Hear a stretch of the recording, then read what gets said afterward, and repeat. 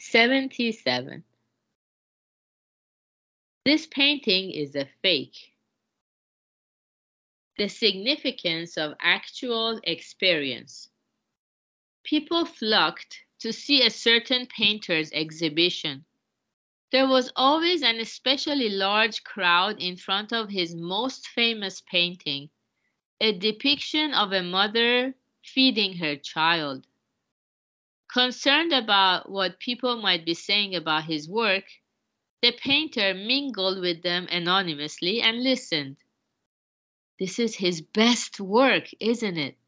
Everyone paused in front of that same painting, the one he was proudest of, and praised it to the skies.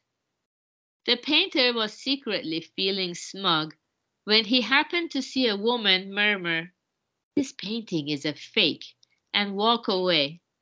He felt a cold shock. Whether it was the incisive comment of an eminent critic or the off-the-cuff remark of a rank amateur, he didn't know, but he couldn't let it pass. He followed after the woman and quietly introduced himself.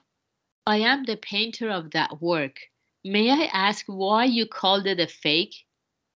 The woman looked rather embarrassed, but she explained, "When a woman feeds a child, she always opens her own mouth first.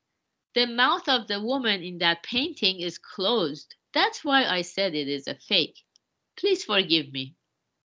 Impressed by the importance of actual experience, the painter thanked her sincerely and redid the painting.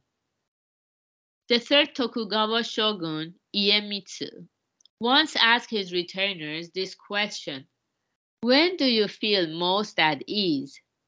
One man said, "I never feel so at ease as when, after waiting to relieve myself, I can comfortably move my bowels."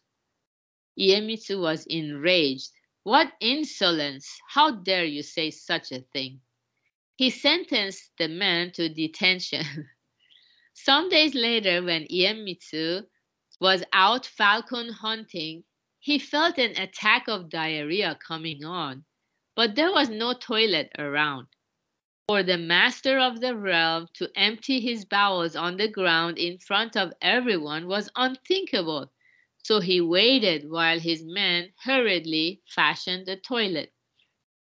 "Isn't it ready yet?" he shouted. He felt ready to explode. "Almost, sire." When at length Iemitsu dashed to the makeshift toilet, he remembered the retainer he had sentenced to detention. He ordered him released and gave him a raise in stipend. Okay, very good. These are two powerful stories that teach us about the significance of actual experience. Yeah, we can read thousands of books on like how to play a guitar or how to ride or how to navigate an airplane. Yeah, today my airplane landed from Tokyo to Los Angeles, and I was just amazed how the captain, the pilot, was able to measure the angle of the plane to land and make it as smooth as possible. I was just wondering, how can they learn about that? It's almost without any errors, obviously. Most of the times everything goes smoothly. It must be very hard. So we can read a lot about that in theory, but unless we get actually behind the wheel and try again and again with the help of a veteran uh, professional by our side and receiving feedback again and again, again and again, and each time we improve a little bit at a time, we cannot master anything like that. It's only through hands-on experience that we learn something so deeply. Yeah, that's why sharing Buddhism is so crucial for us too, because when we share, we're like, wow, I thought I understood the law of cause and effect. That's the foundation of Buddhism. But now that I share and people don't listen, they don't get persuaded by my talk. So maybe I don't understand it deeply enough.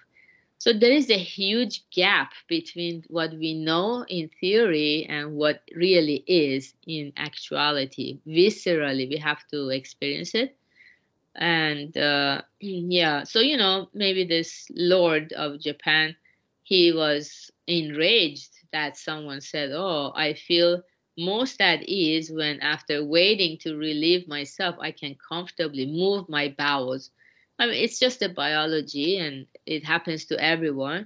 But for some people, they just feel maybe they're above that, and they get enraged by such talk until it happens to them. And then they realize the veracity and truthfulness of what they heard.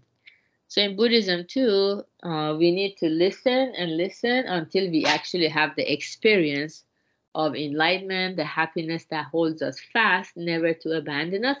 That's when truly all the doubts will be dispelled and we can enjoy absolute peace of mind and absolute fulfillment of the heart. So, good job, everyone, for being here, practicing together. Today is Monday, so we're going to have the Right View Lab, 8 p.m. Pacific time, and have a wonderful rest of your Monday. Bye.